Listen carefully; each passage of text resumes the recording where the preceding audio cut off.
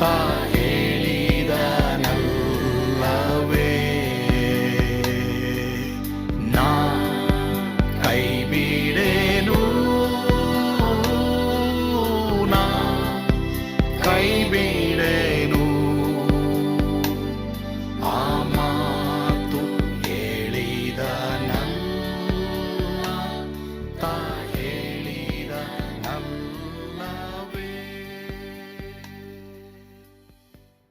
ಯೇಸು ಕೈ ಬಿಡನು ದೈನಂದಿನ ಸತ್ಯವೇದ ಅಧ್ಯಯನಕ್ಕೆ ನಿಮ್ಮೆಲ್ಲರನ್ನು ಆಹ್ವಾನ ಮಾಡ್ತೇನೆ.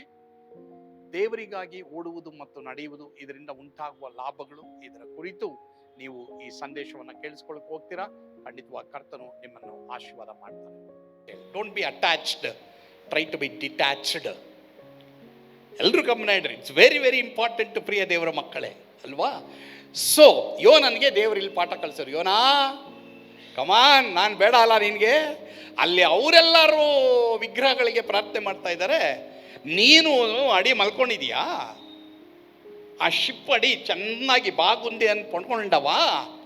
ప్రార్థన చేసಕ್ಕೆ నీకు ఇష్టం లేదా? బైబిల్ చదివేకే నీకు ఇష్టం లేదా? నినಗೆ బైబిల్ ಬೇಡವಾ? నీకు ప్రార్థన ಬೇಡ? పోనీ పోనీ పోనీ సేవలు సేవలు సేవలు, నీకు అది ఫ్రెండ్స్ ఇది అది సರಿ, నాకు నువ్వు కావాలి, ನನಗೆ ನೀನು ಬೇಕು. ಮಗನೇ ಮಗಳೇ, ರವನ್ ಕ್ಷಮಿಸೇಸ್ತಾನು, ಇದು ಎತ್ಕೊಂತಾನು. ಹಂಗೆ ಎತ್ಕೊಂಡ್ರೆ ನಾನು ನೀನು ದೇವ್ರ ಬಳಿಗೆ ಬರೋದು. ಭಯಪಡಬೇಡಿ ಪ್ರಿಯರೇ, ಹಿ ಲವ್ಸ್ ಯು. ದೇವರು ನಿನ್ನನ್ನು ನನ್ನ ಪ್ರೀತಿ ಮಾಡ್ತಾ ಇದ್ದಾರೆ, ಅದಕ್ಕೆ ದೇವರು ತಗೊಂಡಿದ್ದಾರೆ. ಅದರ ಅರ್ಥ ನಿನ್ನ ಮೇಲೆ ಕೋಪದಿಂದಲ್ಲ, ನಿನಗೆ ಡಬ್ಬಲಾಗಿ ಮಾಡೋಕ್ಕೆ. ಎರಡು ಹೆಂಡತಿ ಅಲ್ಲ, ಒಂದೇ ಹೆಂಡತಿನೇ. ಡಬ್ಬಲ್ ಅನ್ನೋದು ಎಲ್ಲದಕ್ಕೂ ಅನ್ವಯ ಆಗುತ್ತೆ. సో ప్రార్థించాలని కోరిక మనకు కలుగుతుంది దేవునితో ನಡಿಸ್ತೆ, ದೇವರ ಜೊತೆ ನಡೆದರೆ ಪ್ರಾರ್ಥನೆಗೆ ನನಗೆ ನಿನಗೆ ತುಂಬ ಆಸೆ ಇರುತ್ತೆ. ಒಂದು ವೇಳೆ ಯಾರಿಗಾದ್ರೂ ಆಸೆ ಇಲ್ವಾ ಇವತ್ತು? ಆ ಬಯಕೆ ಒಟ್ಟೋಗಿದೆಯಾ? ಯಾರಿಗಾದ್ರೂ ಆ ಬಯಕೆ ಒಟ್ಟೋಗಿದೆಯಾ? ಇವತ್ತು ತೀರ್ಮಾನ ಮಾಡಿ, ಸ್ವಾಮಿ ನನಗೆ ನೀನು ಬೇಕು ಅಂತೇಳಿ. ಎಲ್ಲ ಹೇಳಿ, ಸ್ವಾಮಿ ನನಗೆ ನೀನು ಬೇಕು ದೇವರೇ. ಸರಿ, ಎರಡನೇ ವಚನ ನೋಡೋಣ. ಓದಮ್ಮ ಈ ಕಡೆ, ಇನ್ನೊಬ್ಬರು. ಬೇಗ ಬೇಗ ತಗೊಳ್ಬೇಕು, ಕನ್ನಡ ಗೊತ್ತಿದೆ, ಓದಪ್ಪ. ಎರಡನೇ ವಚನ. ಇಕ್ಕಟ್ಟಿನಲ್ಲಿ ನಾನು ಯೆಹೋವನಿಗೆ ಮೊರೆಯಿಟ್ಟೆನು, ಆತನು ನನಗೆ ಸದುತ್ತರವನ್ನು ದಯಪಾಲಿಸಿದನು. ಪಾತಾಳದ ಗರ್ಭದೊಳಗಿಂದ ಕೂಗಿಕೊಂಡೆನು, ಆಹಾ ನನ್ನ ಧ್ವನಿಯನ್ನು ಲಾಲಿಸಿದ್ದಿ. ಸರಿ, ದೇವ್ರ ಜೊತೆ ನಡೆದ್ರೆ, ದೇವ್ರ ಜೊತೆ ಓಡಿದ್ರೆ, if you run with God, walk with God, ದೇವರ ಸನ್ನಿಧಾನದಲ್ಲಿ ನಿನ್ನಿದ್ರೆ ನಿನಗೆ ಉಂಟಾಗುವಂಥ ಎರಡನೇ ಅನುಭವ ಯಾವುದೆಂಬುದಾಗಿ ನಾವು ನೋಡಬೇಕಾದ್ರೆ, ಇಲ್ಲಿ ಅವನು ಹೇಳ್ತಾ ಇದ್ದಾನೆ ನೋಡಿ. ಇಕ್ಕಟ್ಟಿನಲ್ಲಿ ಈಗ ಪ್ರಾರ್ಥನೆ ಮಾಡ್ದ, ಆದರೆ ಯಾವಾಗ ಪ್ರಾರ್ಥನೆ ಮಾಡ್ದ ಅಂದ್ರೆ ಇಕ್ಕಟ್ಟಿನಲ್ಲಿದ್ದಾಗ ಪ್ರಾರ್ಥನೆ ಮಾಡ್ದ. So I like that. ಕೆಲವು ಸಲ ನಮಗೆ ಇಕ್ಕಟ್ಟಿನಲ್ಲಿ ಪ್ರಾರ್ಥನೆ ಮಾಡೋದು ಬಹಳ ಒಳ್ಳೆಯದೇ. ಎಷ್ಟೋ ಜನ ಪ್ರಾರ್ಥನೆ ಮಾಡ್ತಾ ಇದ್ದೀರಾ, ಬಟ್ ಪ್ರಾರ್ಥನೆ ಮಾಡಬೇಕು ಅಂತ ಮಾಡ್ತಾ ಇದ್ದೀರಾ, ಆದರೆ ಇಕ್ಕಟ್ಟಲ್ಲಿ ಪ್ರಾರ್ಥನೆ ಮಾಡ್ತೀರಾ ನೋಡಿ, ಎಲ್ಲೋ ಸಿಕ್ಕಾಕೊಂಡಿದ್ಯಾ ನೀನು, ಎಲ್ಲೋ ಸಿಕ್ಕಾಕೊಂಡಿದ್ಯಾ. ಆಗ ಪ್ರಾರ್ಥನೆ ಮಾಡ್ತಾ ಇದೆಯಾ ನೋಡು. ಎರಡನೇದು ಏನು ಗೊತ್ತಾ? ದೇವ್ರ ಜೊತೆ ನಡೆದು ದೇವ್ರ ಸನ್ನಿಧಾನದಲ್ಲಿದ್ದರೂ ನೀನು ನಾನು ಪ್ರಾರ್ಥನೆ ಮಾಡುವಾಗ ಇಮ್ಮಿಡಿಯೇಟಾಗಿ ಆನ್ಸರ್ ಸಿಗುತ್ತೆ. ಎರಡನೇ ಪಾಯಿಂಟ್, ಇಮ್ಮಿಡಿಯೇಟಾಗಿ ಆನ್ಸರ್ ಸಿಗುತ್ತೆ ನಿನಗೆ. ಒಂದು ಲಿಸ್ಟ್ ಹಾಕೊಳ್ಳೋಣ, ನಾನು ನೀನು ಎಷ್ಟೋ ಪ್ರಾರ್ಥನೆ ಮಾಡಿದ್ದೀವಿ, ಬಟ್ ಎಷ್ಟು ಪ್ರಾರ್ಥನೆಗೆ ಉತ್ತರ ಸಿಕ್ಕಿದೆ? ಯಾಕೆ ಉತ್ತರ ಸಿಕ್ಕಿಲ್ಲ ಅಂತ ನಾವು ನೋಡಬೇಕು. ಉತ್ತರ ಕೆಲವು ಸಲ ಇಲ್ಲ, ಹೌದು, ವೆಯ್ಟ್ ಅಂತಲೇ ಇರಬಹುದು. ಬಟ್ ಈ ಮೂರು ಅಲ್ಲದೆ ನಿನಗೆ ಉತ್ತರನೇ ಸಿಗದೆ ಇರುವಾಗ it is the meaning that you are not connected to God. ನಾನು ನೀನು ದೇವರೊಂದಿಗೆ ಸಂಬಂಧ ಇಟ್ಕೊಂಡಿಲ್ಲ, ದೇವರೊಂದಿಗೆ ಓಡ್ತಾ ಇಲ್ಲ, ನಡೀತಾ ಇಲ್ಲ. ಸೊ ಈಗ ಇವನೇನು ಮಾಡ್ತಾನೆ, ಕಲಿತ ಒಂದು ಲೆಸನ್ ಕಲಿತಾ ಇವನು. Okay, when you walk with God, run with God, your answer will be immediate. ನಿನ್ನ ಆನ್ಸರ್ ಬಲು ಬೇಗನೆ ಇರುತ್ತೆ. ನನಗೆ ಗೊತ್ತಿಲ್ಲ ಎಷ್ಟು ಜನ ಇವತ್ತು ಹೋಪ್ಲೆಸ್ ಸಿಚುವೇಶನಲ್ಲಿ ಇದ್ದೀರಾ. ಎಷ್ಟು ಜನ ಹೋಪ್ಲೆಸ್. ಇಕ್ಕಟ್ಟಂದ್ರೆ ಏನು ಗೊತ್ತಮ್ಮ? Hopeless situation. ಆಗ್ತಾ ಇಲ್ಲ, ಆಗೋದೇ ಇಲ್ಲ. ನೀನು ದೇವರೊಂದಿಗೆ ನಡೆಯಕ್ಕೆ ತೀರ್ಮಾನ ಮಾಡಿ ಇವತ್ತು ನಿನ್ನ ಪ್ರಾರ್ಥನೆಗೆ ದೇವರು ಉತ್ತರ ಕೊಡ್ತಾರೆ. ಕೀರ್ತನೆ 61:1-2 ಈ ಕಡೆ ಓದಪ್ಪ ಮುನ್ರಾಜ್. ಓದಪ್ಪ. ದೇವರೇ, ನನ್ನ ಕೂಗನ್ನು ಕೇಳಿ ನನ್ನ ಪ್ರಾರ್ಥನೆಗೆ ಕಿವಿಗೂಡು. ನಾನು ಎದೆಗೊಂದಿದವನಾಗಿ ಭೂಮಿಯ ಕಡೆ ಭಾಗದಿಂದ ನಿನಗೆ ಮೊರೆ ಇಡುತ್ತೇನೆ. ನಾನು ಹತ್ತಲಾರದ ಆಶ್ರಯಗಿರಿಯ ಮೇಲೆ ನನ್ನನ್ನು ಹತ್ತಿಸು. Very good, very good. ಸುಮ್ಮನೆ ಪ್ರಾರ್ಥನೆ ಮಾಡಿಲ್ಲ ಇವನು, ಕೂಗಿ ಪ್ರಾರ್ಥನೆ ಮಾಡ್ದ. Because he was desperate. ಎದೆಗುಂದಿದವನಾದ ಇವನು. ಎಷ್ಟೋ ಜನ ಇವತ್ತು ಎದೆಗುಂದಿದ್ದೀರಾ? Very good, very good, very good. ಆ ಇಕ್ಕಟ್ಟಿರೋದು ಒಳ್ಳೆಯದೇ. ಯಾಕಂದರೆ ಎರಡನೇ ಪಾಯಿಂಟ್ ಏನು ಗೊತ್ತಾ? ಇಮ್ಮಿಡಿಯೇಟಾಗಿ ಉತ್ತರ ಸಿಗುತ್ತೆ. ಇಮ್ಮಿಡಿಯೇಟ್. ನಾನು ಹತ್ತಲಾರದ ಆಶ್ರಯಗಿರಿ. ಕೆಲವರಿಗೆ ಎಲ್ಲರಿಗೂ ಹತ್ತಕ್ಕಾಗ್ತಾ ಇಲ್ಲ. ಸುಮಾರು ವರ್ಷಗಳಿಂದ 21 ದಿನದ ಉಪವಾಸ ಪ್ರಾರ್ಥನೆ ನಮ್ಮ ಸಭೆಯಲ್ಲಿ ನಡೀತು. ದಿಂಡಿಗಲ್ ಮಧುರಿನಿಂದ ಒಬ್ಬ ಗೆಸ್ಟ್ ಸ್ಪೀಕರ್, ನನ್ನ ಕ್ಲೋಸ್ ಫ್ರೆಂಡ್, ಬೈಬಲ್ ಕಾಲೇಜಿನಲ್ಲಿ ಓದಿದಂಥ ಪಾಸ್ಟರ್ ಡೇವಿಡ್ ರಾಜಯ್ಯ ಅವ್ರನ್ನ ನಾನು ಆ ಕಡೆಯ 3 ದಿನಕ್ಕೆ ಕರೆದಿದ್ದೆ. ಆ 3ನೇ ದಿನ, ಲಾಸ್ಟ್ ದಿನ, ನಾರಾಯಣಮ್ಮ ಅವರ ಮನೆಯಲ್ಲಿ ಪ್ರಾರ್ಥನೆ ಇಡಬೇಕು 7 ಗಂಟೆಗೆ ಹೇಳಿ. ಆವತ್ತು ನಾವು ಮನೆಗಳಲ್ಲಿ ಪ್ರಾರ್ಥನೆ ಇಡ್ತಾಯಿದ್ವಿ. ಸಾಯಂಕಾಲ, ಬೆಳಿಗ್ಗೆ ಸಭೆಯಲ್ಲಿ ಇಡ್ತಾಯಿದ್ವಿ. ಸೊ ಸಾಯಂಕಾಲ 7 ಗಂಟೆಗೆ ಇಡಬೇಕು. ಅದರಿಂದ 1-1:30ಗೆ ಪಾಸ್ಟರ್ ಡೇವಿಡ್ ರಾಜ ಹೇಳಿದ್ರು, ನಾನು ಸಾಸ್ಲು ನೋಡಬೇಕು, ನೀನು ಹೇಳ್ತಾ ಇರ್ತೀಯಲ್ಲ ಯಾವಾಗಲೂ ಸಾಸ್ಲು ಅಂತ, ನಾನು ನೋಡಬೇಕು ಅಂತೇಳಿ. ಸರಿನಪ್ಪ, 1 ಗಂಟೆ 1:30 ಏನು ಹೋಗ್ಬಿಟ್ಟು ಬಂದ್ಬಿಡ್ಬೋದಾ ಅಂತ ಯೋಚನೆ ಮಾಡಿದ್ವಿ. ಹೋಗ್ಬಿಟ್ಟು ಬರ್ಬೋದು ಅಂತೇಳ್ಬಿಟ್ಟು. ಅವಾಗ ಅಷ್ಟು ರೋಡ್ಗಳೆಲ್ಲ ಚೆನ್ನಾಗಿಲ್ಲ, ಹತ್ತತ್ರ 3 ಅವರ್ ಆದರೂ ಆಗೋದು ಸಾಸ್ಲಿಗೆ ಹೋಗ್ಬಿಟ್ಟು ಬರೋಕ್ಕೆ.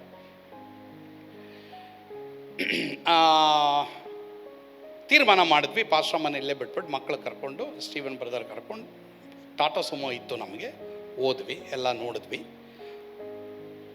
5-5:30 ಬಿಡೋಣ ಅಂಥೇಳಿ ನಾವು ಅಲ್ಲಿಂದ ವಾಪಸ್ಸು ಮೇಷ್ಟ್ರ ಮನೆ ಕ್ರಾಸ್ ಮೇಲೆ ಬರೋಣ ಅಂಥೇಳಿ ಪ್ರಾರ್ಥನೆ ಮಾಡಿಬಿಟ್ಟು, ನಾವು ಅದಕ್ಕೆ ಗಾಡಿ ಹತ್ತಕ್ಕಿಂತ ಮುಂಚೆ ಪ್ರಾರ್ಥನೆ ಮಾಡಿ, ತಿರ್ಗಾ ಮನೆಗೆ ಬಂದು ಇಳಿದ ಮೇಲೂ ದೇವ್ರ ಸ್ತೋತ್ರ ಮಾಡಿ ಪ್ರಾರ್ಥನೆ ಮಾಡಿಬಿಟ್ಟು ಬರ್ತಾಯಿದ್ವಿ. ಯಾಕಂದ್ರೆ ಪ್ರೇಯರ್ಗೆ ಬರಬೇಕು ನಾವು. ಅವತ್ತು ಲಾಸ್ಟ್ ದಿನ ಧಾರಣಮ್ಮ ಅವ್ರ ಮನೆಯಲ್ಲಿ ಬರ್ತಾ ಇದ್ದೀವಿ. ಇದ್ದಕ್ಕಿದ್ದಾಗೆ ಡೇವಿಡ್ ರಾಜ್ ಅವ್ರ ಮುಂದೆ ಕೂತಿದ್ದಾರೆ, ನಾನು ಅವ್ರ ಹಿಂದ್ಗಡೆನೆ, ಸ್ಟೀವನ್ನು, ನನ್ನ ಮಕ್ಕಳಿದ್ದಾರೆ. ಸರಿ, ಸ್ಟೀವನ್ ಡ್ರೈವ್ ಮಾಡಬೇಕಾದ್ರೆ ಏನು ಮಾಡ್ತಾವ್ರೆ, ಸಾಧಾರಣವಾಗಿ ಎಲ್ಲರೂ ಮುಂದೆ ನೋಡ್ತಾರೆ, ಬಟ್ ಮುಂದೆ ನೋಡೋದು ಹಿಂದೆ ನೋಡೋದು. ಹಿಂದೆ ಒಂದು ಕನ್ನಡಿ ಇದೆ ನೋಡಿ, ಹಿಂದೆ ನೋಡೋಕ್ಕೆ ಕನ್ನಡಿ ನೋಡ್ಕೊಂಡು ಬರ್ತಾವ್ರೆ. ಒಂದು 10 ನಿಮಿಷ ಹಿಂಗೆ ಮಾಡ್ತಾರೆ. ನಾನು ಹೇಳ್ತೀನಿ, ಸ್ಟೀವನ್ ನೀನೇನು ಗೊತ್ತಿಲ್ಲ, ಪ್ರಾರ್ಥನೆ ಇಲ್ವಾ? ಪ್ರಾರ್ಥನೆಗೆ ನಾವು ಹೋಗ್ಬೇಕು, ನೀನು ಏನು ಮುಂದೆ ನೋಡ್ತೀಯಾ, ಹಿಂಗೆ ನೋಡ್ತೀಯಾ, ಏನು ಹಿಂದೆ ನೋಡ್ತೀಯಾ, ಮುಂದೆ ನೋಡಿ, ಏನಪ್ಪ ಅಂಕಲ್ ಸ್ವಲ್ಪ ತಾಳ್ಮೆ ಇರ್ರಿ ಹಂಗೆ ಹೇಳಿದ್ರು. ಸರಿ, ಏನೋ ಇರ್ಬೋದು ಬಿಡಪ್ಪ, ಹೆಂಗೋ ಕರ್ಕೊಂಡು ಹೋಗ್ತಾರೆ ಬಿಡು ಅಂತ. ಇನ್ನೂ ಒಂದು 10 ನಿಮಿಷ ಮುಂದೆ ಹೋದ್ರು, ತಿರ್ಗಾ ನೋಡ್ತಾನೆ ಅವನು. ಆಮೇಲೆ ಸ್ಟೀವನ್ ನನಗೆ ಹೇಳಿದ್ರು, ಮಕ್ಕಳಿಗೆ ಹೇಳ್ಬೇಡಿ, ಮುಂದೆ ಕೂತ್ಕೊಂಡವರಲ್ಲ ಪಾಸ್ಟ್ರು, ಅವ್ರಿಗೂ ಹೇಳ್ಬೇಡಿ, ಹೆಂಗೋ ಅವ್ರ ಕನ್ನಡ ಅರ್ಥ ಆಗಲ್ಲ. ಏನಂತಂದರೆ, ಇಬ್ಬರು ಬರ್ತಾವ್ರೆ ನಮಗೆ ಹತ್ತತ್ರ ಸಾಸ್ಲು ಗ್ರಾಮದಿಂದ ಆ ರೂಟಿಗೆ ಬಂದ ತಕ್ಷಣವೇ ಇಬ್ಬರು ಮೋಟ್ರ್ ಬೈಕಲ್ಲಿ ಬರ್ತಾ ಇದ್ದಾರೆ ಅಂಕಲ್. ಮತ್ತೆ ಒಬ್ಬನ ಕೈನಲ್ಲಿ ರಾಡ್ ಇದೆ. ಡ್ರೈವ್ ಮಾಡೋನು ಒಂದು ಕಡೆ ಡ್ರೈವ್ ಮಾಡ್ತಾನೆ, ಇನ್ನೊಂದು ಕಡೆ ಹಿಂಗೆ ಫೋನ್ ಮಾಡ್ತಾನೆ. ಏನಂತಂದರೆ, ರೋಡ್ ಅಗಲ ಇದೆ, ಅವನು ಅಲ್ಲಿ ಓವರ್ಟೇಕ್ ಮಾಡ್ಬೋದು, ಬಟ್ ಅಂಕಲ್ ಅವನು ಓವರ್ಟೇಕ್ ಮಾಡ್ತಾ ಇಲ್ಲ. ನಾನು ಬ್ರೇಕ್ ಹಾಕಿದ್ರೆ ಬ್ರೇಕ್ ಹಾಕ್ತಾನೆ, ತಿರ್ಗಾ ಏನು ಮಾಡ್ತಾನೆ, ಫೋನ್ ಮಾಡ್ತಾ ಇದ್ದಾನೆ, ನೀವು ನೋಡ್ರಿ ಅಂತೇಳಿ ನನಗೆ, ಇವು ನೋಡಿ ಅಂತೇಳಿ ಮಿರರಲ್ಲಿ ನೋಡಿ ಅಂತ ನಾನು ನೋಡ್ತಾನೆ ಇದೆ. ಕರೆಕ್ಟು. ಸರ್ ಏನು ಇವಾಗ ಏನು ಅಂತ ಕೇಳಿದೆ. ನಮ್ಮನ್ನು ಅಟ್ಯಾಕ್ ಮಾಡೋಕ್ಕೆ ಬರ್ತಾ ಇದ್ದಾರೆ ಅವರಿಬ್ಬರು 100%. ಓಕೆ, ಗೊತ್ತಾಯಿತು. ಅದು ನನಗೆ ಕರೆಕ್ಟಾಗಿ ಅರ್ಥ ಆಯಿತು. ಅಲ್ಲಿ ಪಾಸ್ಟ್ರಿಗೆ ಹೇಳಿದೆ, ಈ ಥರ ಆಗ್ತಾಯಿದೆ, ಬಟ್ ಮಕ್ಕಳಿಗೆ ಹೇಳ್ಬೇಡ್ರಿ, ಭಯ ಪಡ್ತಾರೆ ಅಂತೇಳ್ಬಿಟ್ಟು ನಾವೇನು ಮಾಡಿದ್ವಿ, ಸರಿ ಪ್ರಾರ್ಥನೆ ಮಾಡಿಕೊಂಡು ಮುಂದೆ ಬಂದ್ವಿ. ನಮ್ಗೆ ಗೊತ್ತಾಯಿತು ಡೇಂಜರಲ್ಲಿದ್ದೀವಿ ಅಂತ, ನಮಗೆ 100% ಗೊತ್ತಾಯಿತು. ಇವ್ರು ರೌಡಿಗಳ ಥರ ಇದ್ದಾರೆ, ಬಟ್ ಬರ್ತಾ ಇದ್ದಾರೆ. ಪ್ರಾರ್ಥನೆ ನೋಡಿ ದೇವ್ರು ಹೆಂಗೆ ಉತ್ತರ ಕೊಡ್ತಾರೆ, ಅವ್ರ ಸನ್ನಿಧಾನದಲ್ಲಿ ಇದ್ದರೆ ತಕ್ಷಣ ಉತ್ತರ ಕೊಡ್ತಾರೆ. ಆ ಪಾಯಿಂಟಿಗೆ ನಾನು ಇಲ್ಲಿ ಹೇಳ್ತಾರೆ, ಕೆಲವು ಸಲ ನಮ್ಮ ಕೈನಲ್ಲಿ ಆಗಲ್ಲ. ಎಷ್ಟೋ ಜನ ಆ ಥರ ಇದ್ದೀರಾ ಇಲ್ಲಿ, ನಮ್ಮ ಕೈನಲ್ಲಿ ಆಗ್ತಾ ಇಲ್ಲ. But you be with God, connect with God, ಏನಾಗುತ್ತೆ ನೋಡಿ, ಇಮ್ಮಿಡಿಯೇಟ್ ಆನ್ಸರ್. ಏನು ಮಾಡೋದು ಅಂತ ನಾವು ಪ್ರಾರ್ಥನೆ ಮಾಡಿಕೊಟ್ಟಿರ್ಬೇಕಾದ್ರೆ ತಕ್ಷಣ ನಾವು ಒಂದು ಸಣ್ಣ ದಾರಿಗೆ ಬರ್ತೀವಿ. ಒಂದು ಟ್ರ್ಯಾಕ್ಟರ್ ನಮ್ಮನ್ನು, ಮಿನಿ ಲಾರಿ ನಮ್ಮನ್ನು ಓವರ್ಟೇಕ್ ಮಾಡುತ್ತೆ. ಓವರ್ಟೇಕ್ ಮಾಡಿ ಈ ಕಡೆ ಒಂದು ಕಲ್ಲು, ಈ ಕಡೆ ಒಂದು ಕಲ್ಲು, ಅಲ್ಲಿ ಊರು, ಈ ಕಲ್ಲು ಮೇಲೆ ಆ ಪೆಟ್ಟಿ ಅಂಗಡಿ ಹತ್ರ ಕೆಲವು ಜನ ಕೂತ್ಕೊಂಡವ್ರು, ಈ 2 ಕಡೆ ಕೂತ್ಕೊಂಡವ್ರೆ. ಈ ಲಾರಿ ಬಂದೇ ಬಿಡ್ತು. ನಾವು ಸ್ಟಾಪ್ ಮಾಡಬೇಕಾಗುತ್ತೆ. ನಾವು ಸ್ಟಾಪ್ ಮಾಡಿದ್ದೇ ತಡ, ಬ್ರೇಕ್ ಹೊಡೆದಿದ್ದೇ ತಡ, ಇವರಿಬ್ಬರು ಬಂದ್ಬಿಟ್ರು ರಾಡ್ ಇಟ್ಕೊಂಡವ್ರು. ಇಳಿಯೋನ್ ಯಾರು ನೀವು, ಏನು ಇತ್ತ ಅಂತ ಕೇಳಿದ್ರೆ ನಾವು ಹೇಳಿದ್ವಿ, ನಾವು ಸಾಸ್ಲು ಚರ್ಚ್ ನಡೆಸ್ತೀವಿ ಮತ್ತು ಮಕ್ಕಳು ಮನೆ ನಡೆಸ್ತೀವಿ. ಏನು ನಡೆಸ್ತೀವೋ ಏನೋ ಅವೆಲ್ಲ ಗೊತ್ತಿಲ್ಲ, ಇಳಿ ಫಸ್ಟ್ ಒನ್. ಸರಿ, ಶ್ರೀವನ್ ಹೇಳಿದ್ರು, ನಾನು ಹೇಳಿದೆ, ಪಾಸ್ಟರ್ ಹೇಳಿದ್ರು, ಪೊಲೀಸ್ ಸ್ಟೇಷನ್ ನಡೀರಿ. ಎಲ್ಲಿಗೆ ಪೊಲೀಸ್ ಸ್ಟೇಷನು? ದೊಡ್ಡಬಳ್ಳಾಪುರ ಪೊಲೀಸ್ ಸ್ಟೇಷನ್ಗೆ ಹೋಗ್ರಿ. ಹೌದಾ, ಸರಿ. ನಾನೇನು ಮಾಡಿದೆ, ನಿಮ್ಮದು ಸ್ವಲ್ಪ ID ಕಾರ್ಡ್ ಕೊಡಿ. ID ಕಾರ್ಡ್ ಬೇರೆ ಕೇಳ್ತೀಯಾ? ತಪ್ಪು ಮಾಡೋದು ಮಾಡ್ಬಿಟ್ಟ. ಏನಪ್ಪ ತಪ್ಪು? ಮನೆ ಬಿಟ್ವಿ, ವಾಪಸ್ ಬರ್ತಾ ಇದ್ದೀವಿ.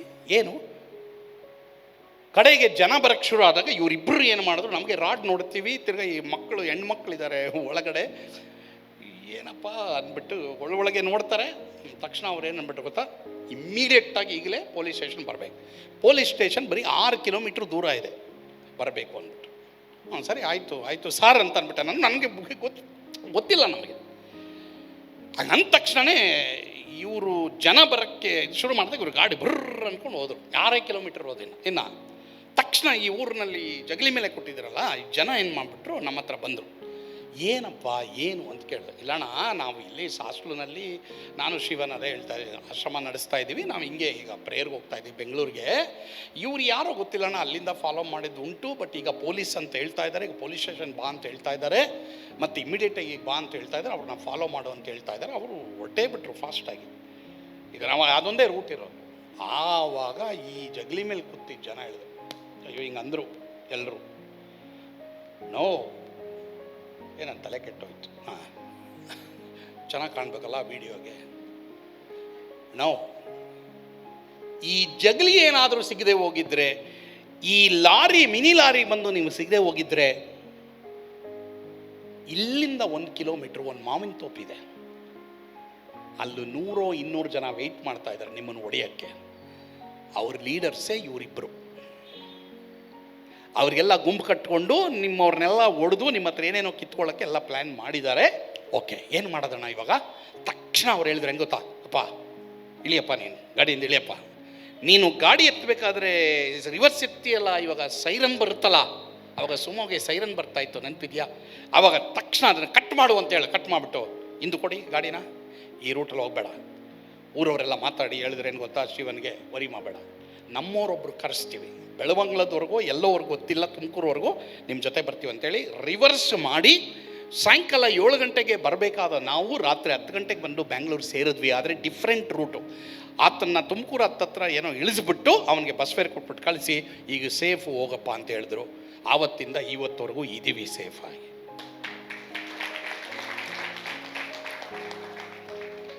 ಪ್ರಾರ್ಥನೆಗೆ ತಕ್ಷಣವೇ ನಿನಗೆ ಉತ್ತರ ಸಿಗಬೇಕಾ? Walk with god. ದೇವರೊಂದಿಗೆ ನಡಿ. ಫ್ರಿಕ್ಷನ್ ಆಫ್ ಮಿನಿಟ್ ದೇವರೆಲ್ಲ ರೆಡಿ ಮಾಡಿರ್ತಾನೆ ನಿಮಗೆ.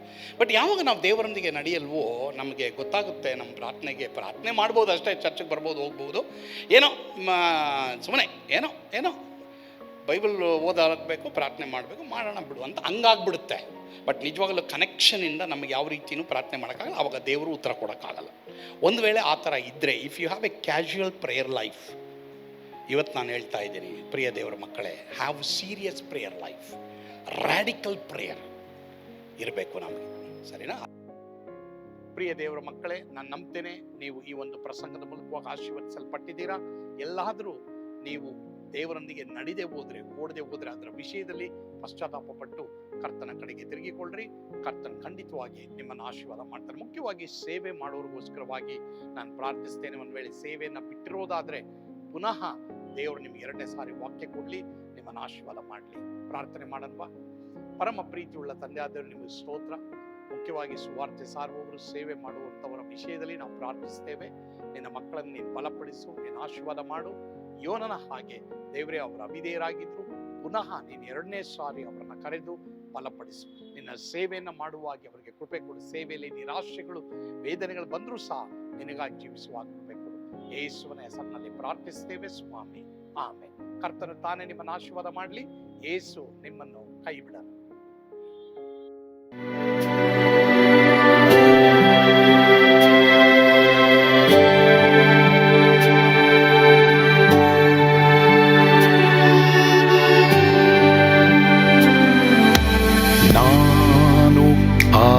ಪಾತ್ರದಲ್ಲಿ ಇರುವಾಗಲೂ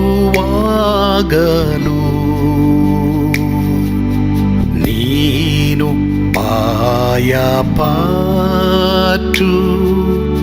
ಓಡಬಾರದು. ನನ್ನ ಮಾತನಂಬಿ ಸ್ಥಿರವಾಗಿರು.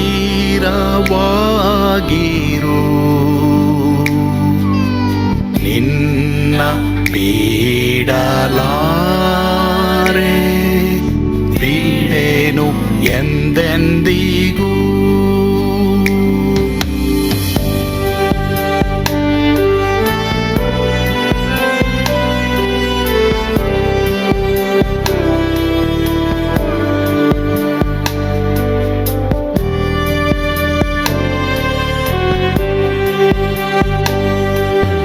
ನಾ ಕೈ ಬಿಡೆನು,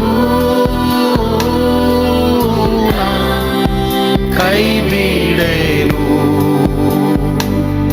ಆ ಮಾತು ಹೇಳಿದನಲ್ಲ, ತಾ ಹೇಳಿದನಲ್ಲವೇ.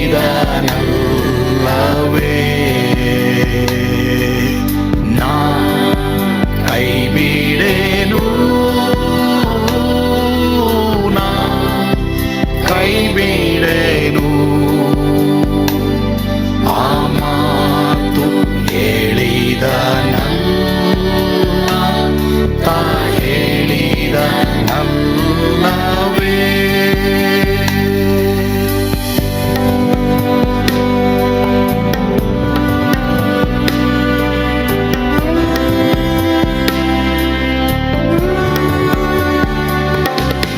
ಸುತ್ತಲೂ ಹೂಗಳು ಬಾಡಿ ಹೋದರು,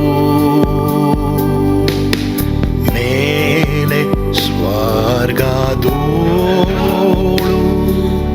ಬಾದಲಾಗದು.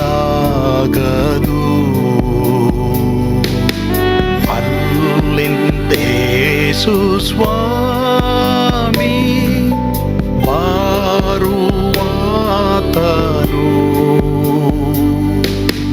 ನನ್ನ ಬಿಡಲಾರ, ನನ್ನನ್ನು ಕೈ ಬಿಡನು. ನಾ ಕೈ ಬಿಡೆನು, ನಾ ಕೈ ಬಿಡೆನು.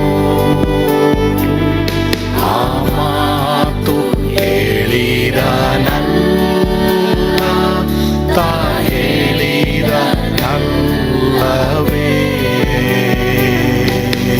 ನಾ ಕೈ ಬಿಡೆನು, ನಾ ಕೈ ಬಿಡೆನು. ಆ ಮಾತು ಹೇಳಿದನಲ್ಲ, ತಾ ಹೇಳಿದನಲ್ಲವೇ.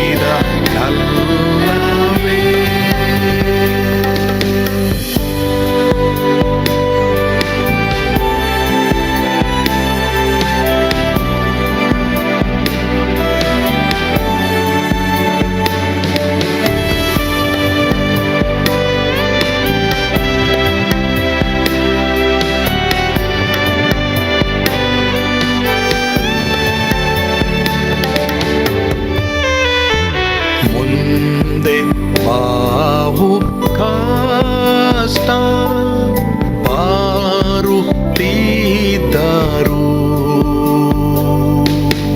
ಭಯ ಪಾಡಲಾರೆ, ಸ್ವಾಮಿ ಇದ್ದಾನೆ. ಬಾಲವಾಗಿ ನಿಂತು ಹರ್ಷಗೊಳ್ಳುವೆ. ಸ್ವಾಮಿ ಬಿಡಲಾರ, ಸ್ವಾಮಿ ನನ್ನ ಕೈ ಬಿಡನು. ನಾ ಕೈ ಬಿಡೆನು, ನಾ ಕೈ ಬಿಡೆನು. ಆ ಮಾತು ಹೇಳಿದನಲ್ಲ, ತಾ ಹೇಳಿ